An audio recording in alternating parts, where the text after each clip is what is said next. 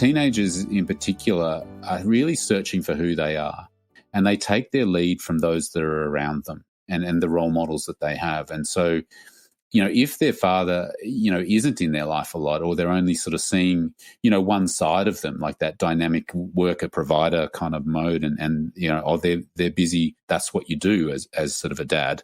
That's the view or the vision that they have. And so the cycle will continue as they grow older. If they're able to sort of see dads having fun or doing stuff with them, gives them more exposure to the different forms of healthy masculinity that are out there and the different ways that men can show up. Because teenagers are trying to find their identity. They're trying to find who they are. Hello and welcome to Parenthood, conversations about life after kids. I'm your host, Leonia Kiddenor, and every fortnight I will bring you discussions about the real and raw realities of parenting, life behind the Instagram filter.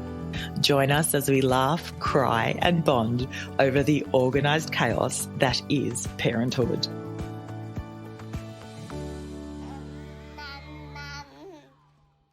Hi, Joel. Welcome to the podcast. Sorry for all the technical difficulties, but I hope you can hear me now.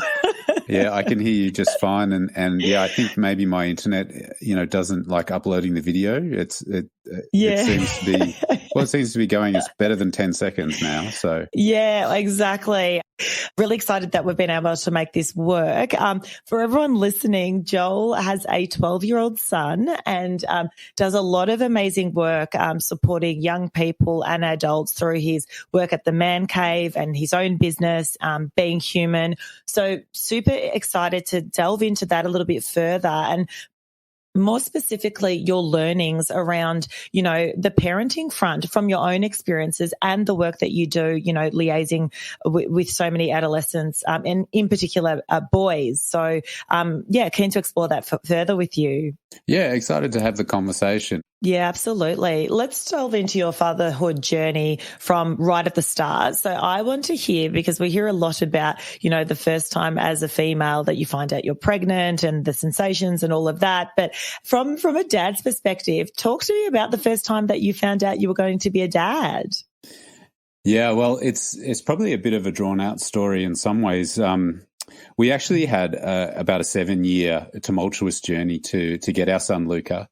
And we went through 2 ectopic pregnancies and a couple of miscarriages and ended up having to go through the IVF process in order to actually get the miracle. So there was many points of the journey along the way. There was lots of false starts, I suppose. If I remember that first time, that absolute first time, I remember getting the ultrasound and the woman in the ultrasound sort of scanning over this period and this sort of gap on the screen, and I saw that heartbeat for the first time, and it was at that moment that it suddenly became very real for me. It was like I could see it on the screen, I could hear it through the audio thing that was happening, and it was at that moment that I'm like, wow, this is real. And fatherhood is something I've always just knew that it was something I wanted to be. I wanted to be a father. And so it was almost like there was this sense of now is the time. And through the journey that we went through, there was obviously lots of heartache, grief, disappointment, and stress, really, with that whole journey. But when the pregnancy finally took with the IVF after several rounds, it was sort of almost like down to the last one that we had sort of in the bank in a way. And it was there was a lot of hope riding on it. There was a lot of hope riding and a lot of emotion invested in it. And when it actually happened, we were just like absolutely joyful, but obviously petered that a little bit just because, waiting for the whole, 12 weeks kind of thing and that whole sort of, waiting game. But then we were able to sort of settle into that process. And so I think that was probably my first sort of foray into the idea of what it was going to be like as a father. And I think some of that feeling hasn't changed, almost 12 years later. It's still like there's, what's going to be the next hurdle? What's going to be the next challenge? What's going to be the next thing that we're going to have to encounter? And I heard someone talking the other day sort of saying that every year is the best year. And every year there's something new and something different. And, this age is the best. Oh, this age is the best. And I really resonated with that idea because, like, all the way along, it's like it's almost like you can't compare the years. From each one is different, and each little milestone is such a joy to witness and be part of. It's so true, isn't it? In those early stages of finding out that you were going to be a dad, did you have expectations around, what that might be like, how your life might change, what role you would then play? What was going through your head?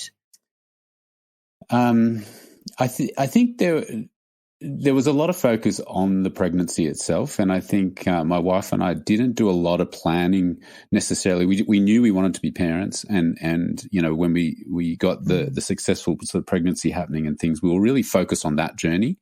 And it was at the moment of his birth that there was this sudden realization, I think, that wow, this is a big responsibility. When I sort of caught him in my arms, we ended up having a home birth, and we had him in a pool in the lounge room downstairs, and I got the absolute privilege of being able to catch him as he sort of came out for the first time. And I remember his eyes kind of looking up at me through the water and just sort of locking with mine, and it was just such a brilliant moment that I'll never forget. And I think what went through my mind is, oh my gosh, there's someone now that is dependent upon me. There's that real sense of, I've really got to look after this being, and until they're able to look after themselves in some ways.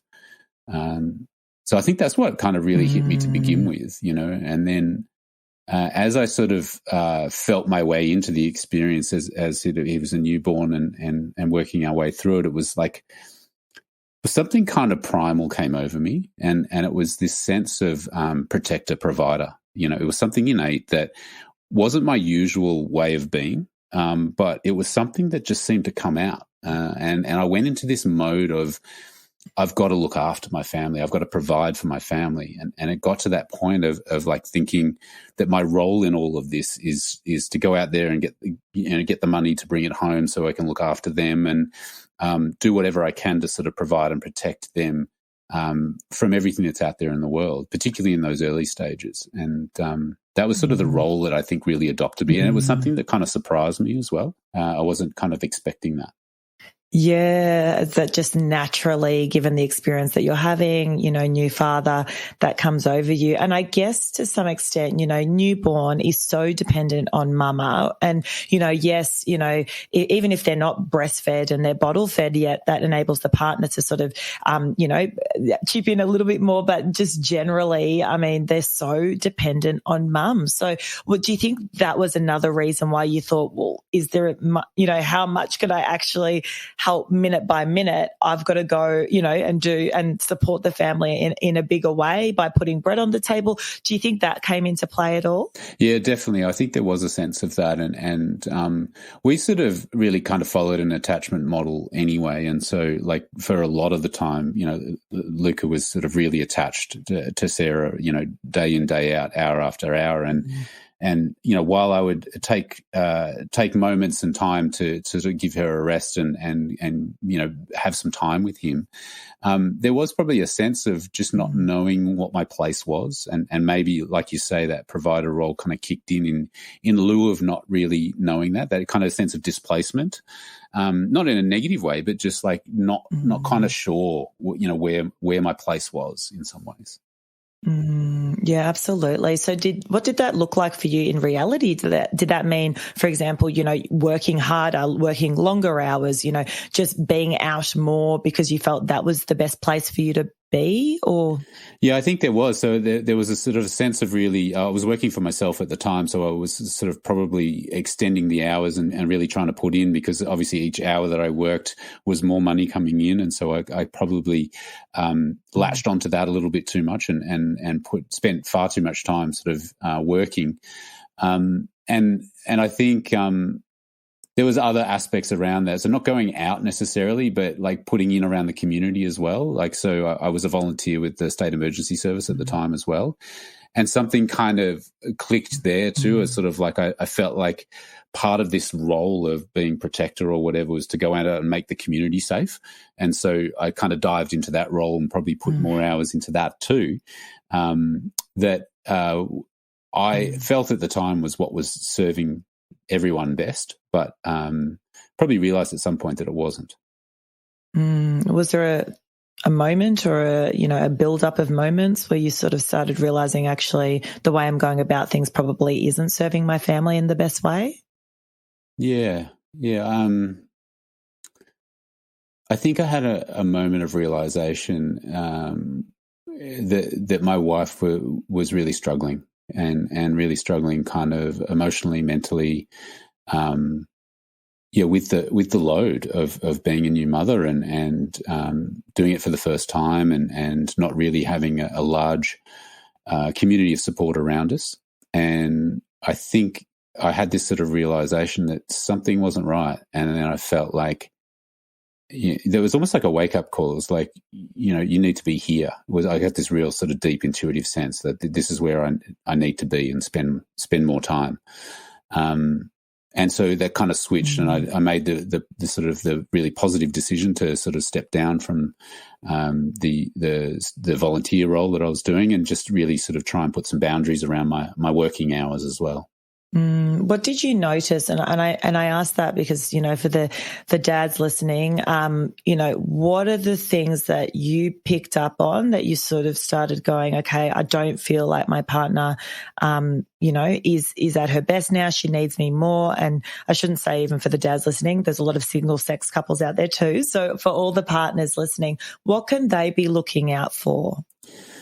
I think there was some small things initially, and then there was probably one thing that stands out at the moment is, coming home from work a little bit late one winter's evening and realizing that that my wife hadn't really gotten out of changed her sort of outfit that she'd been in, so she was still in her pajamas in the same sorts of position that she was when I'd left, and there was just probably a lack of liveliness and brightness in her that was not normal to how she is on a usual daily basis, I think. And so there was definitely a mood sort of change, but also just like a sense that she hadn't been able to do anything else that day other than just sort of care for Luca.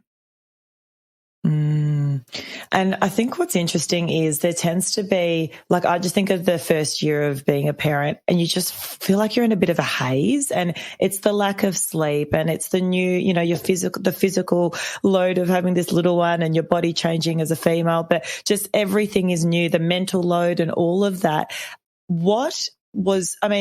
How could you tell that it was more than just fatigue on her part and on both of your parts, and that there was actually something you needed to shift?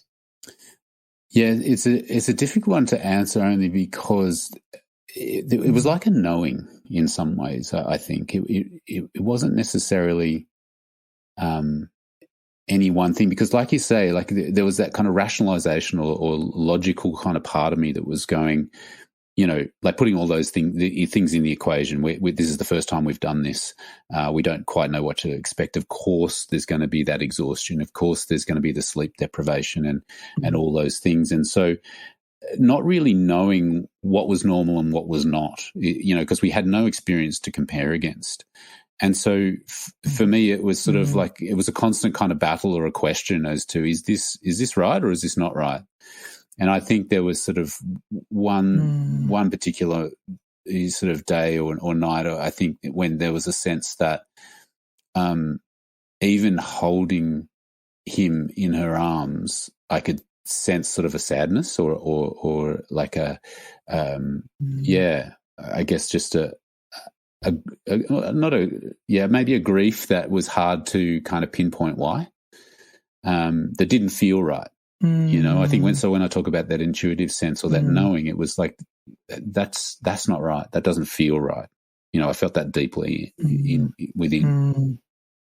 Yeah. It makes a lot of sense. So then you dialed back on your community involvement and you focused more on the business and didn't go hell for leather on the business? What did that look like for you, the shift? Yeah, so I live in sort of country Victoria, and I was kind of commuting a little bit with the work back and forth to Melbourne, and so I really sort of restricted my days on heading down to Melbourne and kind of rationalised the business in terms of looking for more work sort of locally and smaller jobs that I could manage, in a smaller time frame and not have to get so invested in. It was sort of like a computer programming kind of business that I was in, or software development that I was in. So I was sort of really just, I guess, re-engineered things to make it more suit the lifestyle that I was in at that time. What are you noticing? I mean, you work with young boys through the work with the Man Cave, for example. The feedback that they give you around, I guess, family dynamics. I'm curious, you mentioned earlier that you felt really drawn to working in the early days because you felt as though that's where you could play, have the most benefit to the family unit. I'm sure that's, a lot of people feel that way as well. And there's so many examples of that, of one parent being a bit more absent, etc. Do you get any feedback from the young boys that you work with around that and around the support that they feel from either parent? I'm just curious.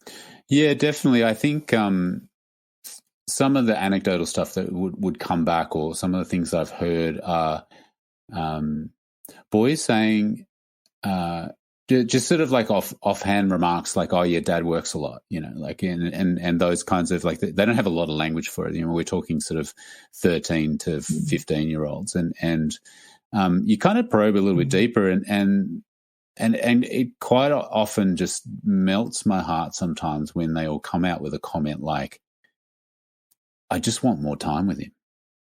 I just want to spend more time with my dad. I want him around more." And part of the work that I do also is run some camps that are like father-son camps, and quite often on those, the comment is really like, "This is about trying to connect, with my son." That's coming from the dads, and then the boys are like, "Yeah, like things are going pretty well with Dad. We've got a reasonably good relationship, but I just want more of him. I just want more time with him." And I think boys do really want that. They want that sense of their father in their life in some ways, and I know that that's not always possible for some kids as well. But those that do have fathers, there's quite often a sense of just wanting more time with them. So what sort of maybe guidance and support do you provide around sort of, I mean, as you said, not everyone has the luxury, firstly, of, even having a father, or, maybe their dad has to work for the long hours. But are there any sort of tips or guidance that you provide to the dads with when they are around, what they can be doing to enforce that connection?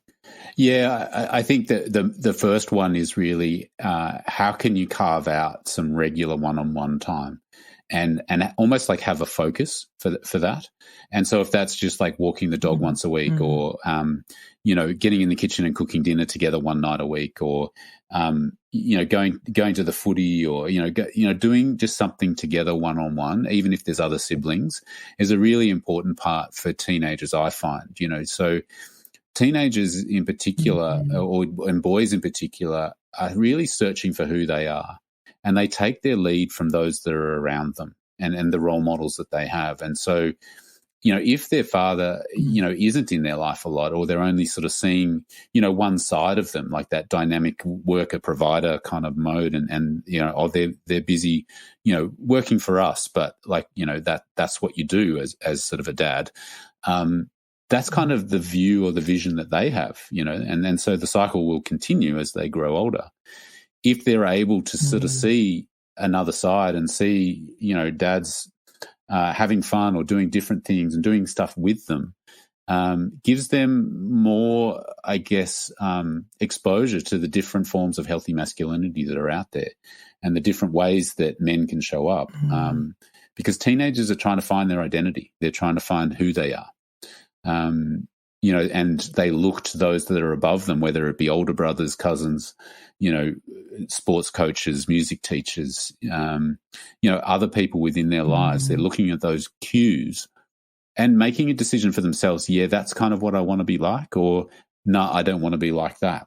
And the more, I guess, exposure to different forms of healthy masculinity that they have, the broader their view of, what they possibly can become is, and they can certainly choose more powerfully the things that resonate mostly with them.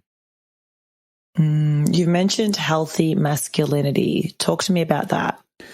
At the Man Cave, and this is certainly my personal view also, that I feel that there are many different forms of healthy masculinities, so that's sort of almost like plural. And what that looks like to me is, boys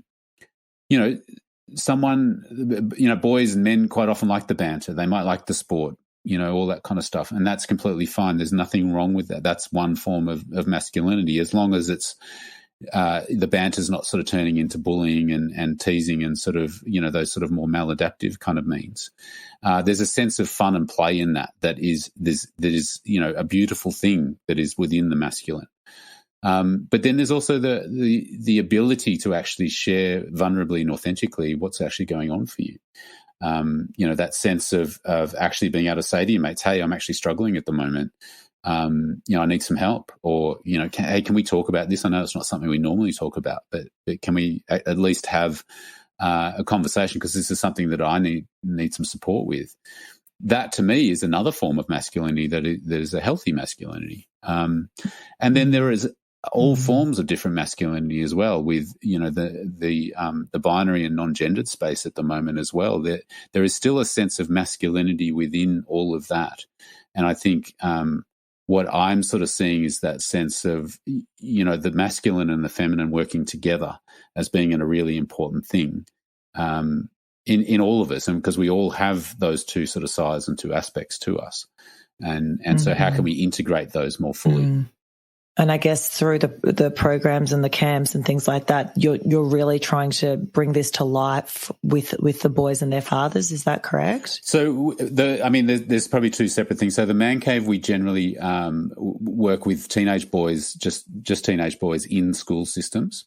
And what we're really wanting to do there is create a platform or a space for them to feel safe enough to explore these tools of being able to share what's going on for them, and help-seeking behaviour and those sorts of aspects where we're giving them a language and an experience, and therefore confidence to be able to use those sorts of things. The father and son camp work that I do is sort of outside of the Man Cave. It's more in the rites of passage space, and that is sort of really probably for just that little bit older than what we work with the Man Cave traditionally, sort of around that kind of 15 to 16-year-old sort of age group. And that is really around providing an opportunity for the boys and the men to connect with each other. And so it's like facilitating an experience where they can come together and actually find some of that deep connection, and actually try and make some commitments and actions to be together and do some stuff one-on-one together. It's also a chance for them to clear stuff that's not working. We have a process that we run quite often with men and boys, and sort of say, hey, what's not working in your relationship? What would you like to request of dad that you want to change? And then dad equally asking, the boy, this is something that I'd like to see change too. And there has to be a shift in that relationship too, both with mothers and sons and fathers and sons. There's a shift from, we completely look after you, or you're completely dependent upon us, to now we're starting to move into this territory where you need to show us that you can start to look after yourself. And it's like preparing those life skills, that ability to, look after self, and then start to contribute to others and be in service to others as well. Yeah, talking about bringing up the challenges that might exist between father and son. Are there any? I'm just curious, like you mentioned that one of the main ones is around, for example, Dad, you work too much, I don't see enough of you. Is there anything else that comes to mind? And I ask because good for us as parents, particularly our communities more with younger children, but certainly the teenage years are such a mystery to me. And if I can get any hot tips on the things that, just to look out for and be mindful of as I parent in my day-to-day, I'd love to know. So is there anything else that comes to mind around the feedback pushback that these adolescent boys are giving their dads?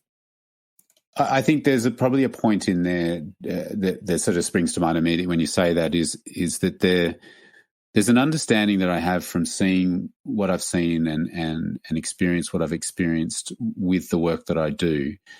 And it really, like, I was told this, but then I've really sort of seen it from an experiential sense. And that is that boys in particular don't like being told what to do. They just don't like being told what to do. And so as parents, we have to find other ways to help, come along the journey with them. There's things that we want them to do. There's things that we want them to engage in. There's ways that we want them to interact with us.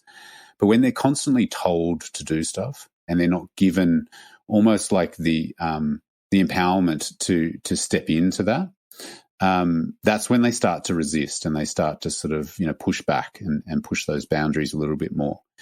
And so what we often find is that by sharing our own experiences of what it was like when we were their age, it gives them a view of a different way of perhaps approaching things or learning from perhaps our experiences. And then they can take what they want from that conversation and then they can embed it in a different way. Also, like just, stories and myths and stories from other men or other people within their lives, whether it be, grandfathers or the like, there's a sense of stories are a way of transmitting information and wisdom without telling them what to do. And what I find is that boys take those messages on in a lot more positive fashion when they're not being told what to do, but they're taking what they think is the message of that story or what resonates with them. Because again, as they try and formulate their identity, they're starting to critically analyze things. They're starting to go, yeah, that kind of rings true, or nah, I don't believe that, and that's where they're starting to shape their independence and who they actually are as a person.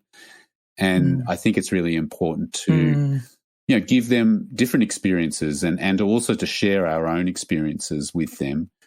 It serves a couple of purposes. One, it normalizes it. And like I've had teenage boys who have, heard stories from their dad or from other men and go, I never thought of you as my age. I just thought you were always old. Like there's that sense of, I just thought you were always just, I can't even think of you as my age, and going through this sort of stuff. So by sharing our own experiences, what it does is normalizes it for them and goes, oh, that's right. Dad was a teenager too once. Mum was a teenager once before, It's so true, isn't it? And I think talking about pushback by being told what to do, that is so me. As a teenager, I feel like I hid it quite well, but as soon as, I had the very strict parents, so as soon as I could get out that door, it was like I was always living life, on the edge because I felt like, I was going against, all that was expected of me. So, hit the part, loved to party and loved, was always the loudest one dancing on tables at parties. It was always a little bit extra crazy. The dial tone was turned right up just because I felt like everything I was doing was living on the edge. And funnily enough, my sisters, I've got two younger sisters, and my parents were a lot more sort of chill with them. I guess they had me as the eldest. They'd sort of, so they let them do whatever they, just like very chill, get home from the party when you want and have a phone when you're little. I don't care. And they, funnily enough, were a lot more kind of like responsible. And even now it's a bit of a family joke, like, oh, Leonie's the wild one, like, so it's interesting, isn't it? And I think it speaks a little bit to what you're saying around if you say no and if you say, if you come down too hard, then you're in danger of that child or, adolescent going the other way. I mean, do you see a lot of that too? Yeah, absolutely. And I think the I guess the link that we make there and, try and assist parents with the idea that linking kind of consequences to responsibility. So what I mean by that is like giving further responsibility is something that they're seeking. Young people are seeking to kind of be seen as adults, to not be looked at as a kid anymore. And so how can we give them more responsibility?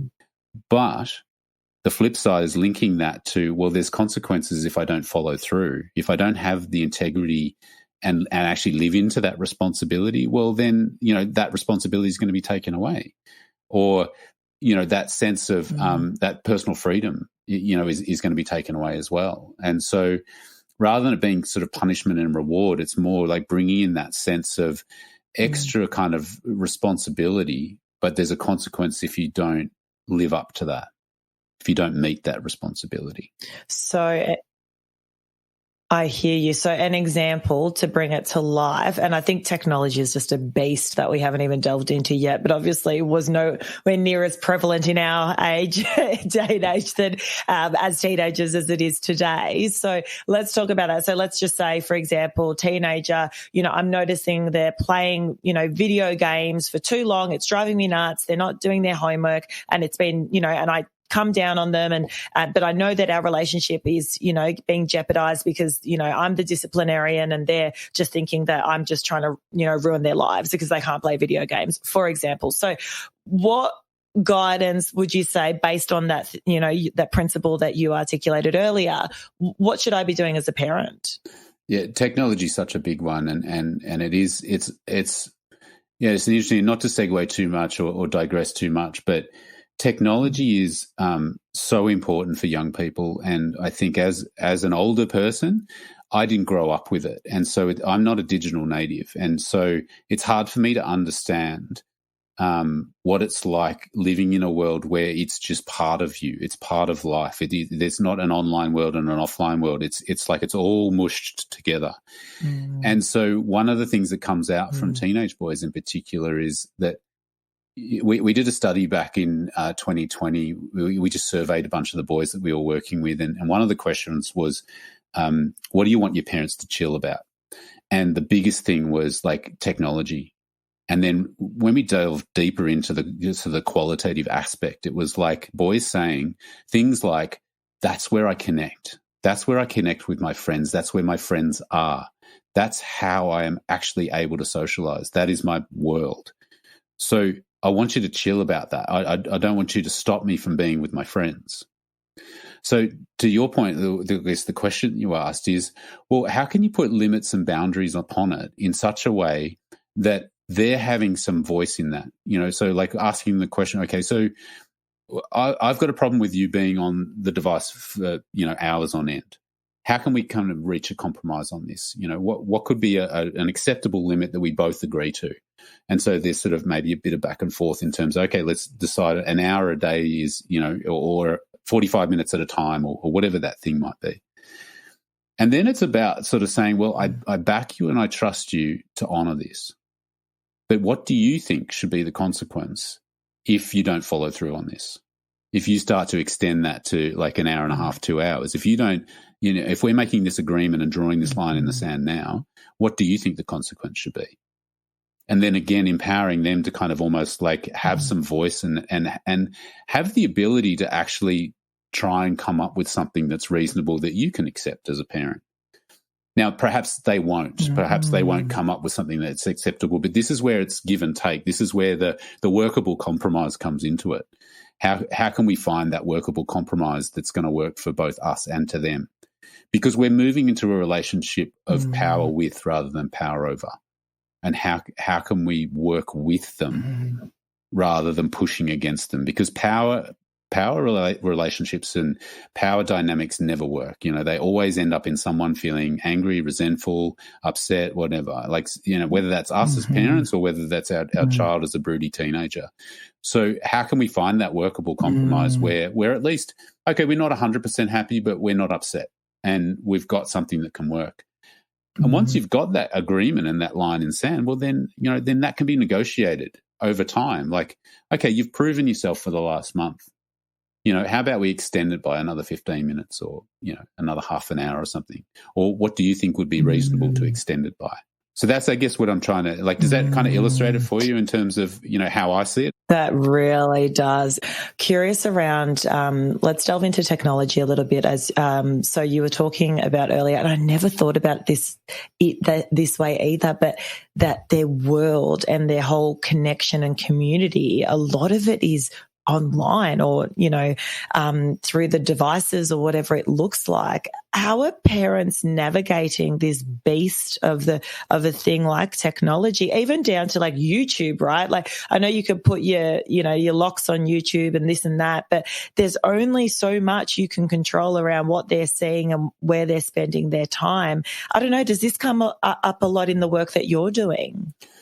Yeah, definitely. I think, like from the teenage perspective, I guess what I've sort of learnt and heard is that, like I said before, this is part of our world. This is part of how we interact. This is part of who we are. It's part of our identity, and so for me, logically, what that brings up for me is like, well, as a parent, how can I remain connected to that? How can I be the student in this relationship? How can I get them to help sort of teach or inform me about that world so I can understand, so I can have a sort of a dialogue? How can I be curious about it?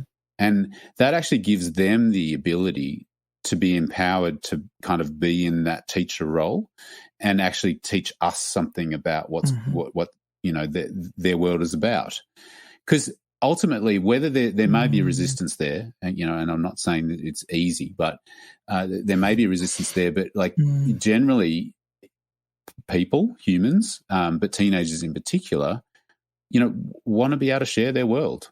They want to be able to be understood, and so if you can find an in some way, shape, or form, just by sort of saying, hey, can you show me what this is all about? Or, I'm having trouble with this app on my phone. Can you, work it out and then, help teach me or something like that? There's almost like a humbleness or a humility there that enables them to feel that sense of like equalization and that sense of power and bringing, their gifts to the fray in some ways and showing that they know something that you don't.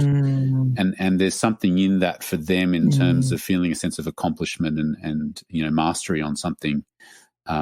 Whereas previously they've probably looked to the parents as having all the answers or knowing everything. I'm still in this wonderful stage of my son kind of thinking I'm a superhero in some ways, and I know that's going to change. Like I've just seen it happen, so many times, and it will come. And I guess part of me is trying to just capture each moment that I have now. Like if he still holds my hand or gives me a hug or all those sorts of things, like cherish those moments, because I know there's going to come a time when he's going to want to kind of pull away a bit.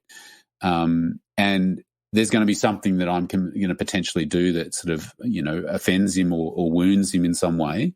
And I'm cognizant of that. And I have no control over that necessarily. That as best that we can do as parents, I really think that with the best intentions, even sometimes we don't get it right. And that's the thing of letting go of perfection in some ways, We have to allow ourselves, the sense that we can't always get it right. Yeah, 100%. We're only human. I think it would be remiss of me talking about technology to not talk about, this is one of my not greatest fears, but it's something that it's in the back of my head. So I've got 2 little boys, and pornography is such a problem, at least from what I've heard and what I've read, particularly in the teenage years. And again, you can put all the locks on your computer and YouTube, etc., but ultimately you're not with your kid 24/7. They could be at so-and-so's house and watching whatever they want. So does that come up in the work that you do? And any tips on sort of navigating that? Like, that's a beast. Yeah, look, it's a huge topic. And I think for me, what immediately comes to mind when you ask about that is, how can you have conversations about it? Someone quoted to me once, someone famous who sort of said, you can't hate someone whose story you know. And so there's a sense of like, if you can explore the idea and actually have conversations about what's going on, then that fear and necessarily perhaps that need to restrict everything, if it's more transparent and more open in terms of the conversations that you're having, then then it doesn't become such a big deal. It doesn't become something that needs to be hidden so much. Like, we've all been there, you know, in terms of being teenagers and going through the cycle of hormones and what's happening for us, and interested in others and all that sort of stuff. And so, you know, I think there's real merit in actually being able to have the conversations as early as we can, just around, you know, normalizing the feelings and all those sorts of things. And they're uncomfortable conversations. This is the thing. And as parents, I think sometimes we don't feel equipped for them. I'm certainly nervous about, you know, having these conversations with my own boy at the moment. And we've started to have little conversations, you know, and about some changes that might be happening and all that sort of stuff. And getting a sort of a real guide or a sense from him as to what he's comfortable talking about and what he's not. But trying to keep those connections or conversations open enough, you know, and asking questions with curiosity, you know, and rather than judgment and all those sorts of things. Yeah, look, all these things are easy to say, but, you know, in practice, you know, being a parent is hard. You know, it is difficult. And we do try and get it right all the time, and we're going to get some things wrong, and you know, we're all going to have a different experience too. So I guess, like, for me, it's about how can we use our community to support us, and how can we continue to have conversations. That would be the two things that would really be important in my mind around, you know, pornography, sex, any of those sort of, you know, those topics. Yeah, and I think it's so true what you're saying around, as soon as you don't talk about something and it becomes taboo, then it gives the other person the opportunity to feel like, you know, they're sitting in a dark corner doing something naughty, i.e. like I used to, you know, you go the other extreme because you feel as though, you know, you're living on the edge. So, I mean, it's been such a rich conversation with you, Joel. And I mean, some of the takeaways for me have been massively sort of handing that power back a bit, particularly in the teenage years, and enabling them to have a bit of a say in the conversation and the decisions that are being made. That's absolutely key. So yeah, lots to think about. I want to hear from you, circling back to your fatherhood journey. I ask every guest this. So how has fatherhood changed you as a person? Ooh, great question. I think the biggest thing is it has enabled me to really increase my own self-awareness and take further responsibility for my behaviour, and really sort of look at perhaps, you know, some of the shadow aspects of myself that maybe I've been kind of hidden in the corner, as you sort of said before, and really look at those and sort of see, well, how am I showing up and how do I want to actually be showing up? So it's enabled me, you know, it's been the greatest teaching experience, I think. You know, if I were to say, you know, put it into words in some ways, I think it's been the greatest teacher, has been that sense of who do I want to be? And, you know, if I'm not living into that, then what changes do I need to make? Yeah, I can so relate. Tell us a little bit about how people can find out more about you and your work. And I'm already ready to sign up for when my kids are the teenage years. I'm like, yes, we need to do the camp. I'm like, any support in this, as you said, community is everything. So to be able to come to a camp like, you know, the ones that you run, and to be able to have dad and son there, and to break through some barriers and to be vulnerable together, you know, and have that healthy masculinity. I mean, I just think it's absolutely fantastic what you're doing, and definitely up my alley. But yes, tell us how more people can find out about you and your work. Yeah, thanks. So the main role I have is at the Man Cave, and you can find out more about us at themancave.life. That's our web address, themancave.life. I've also, I host a podcast for the Man Cave called Inside the Cave, which you can find on all podcast sort of channels. And that sort of gives you a bit more of an essence as to what's behind the work of the Man Cave. The Rites of Passage camps, father and son camps, I do some work for Dr. Anna Rubinstein at the Rites of Passage Institute. And yeah, well worth having a look at what they have to offer, because it's truly life-changing kind of work.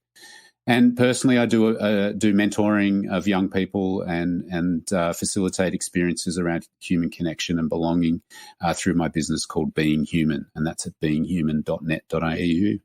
Fantastic. I'll pop all of those details in the episode notes. Joel, thank you so much again for your time today. It's been a pleasure talking. Yeah, thanks so much for the opportunity, and just really want to acknowledge you and the deep, thoughtful questions that you ask and the work that you're doing.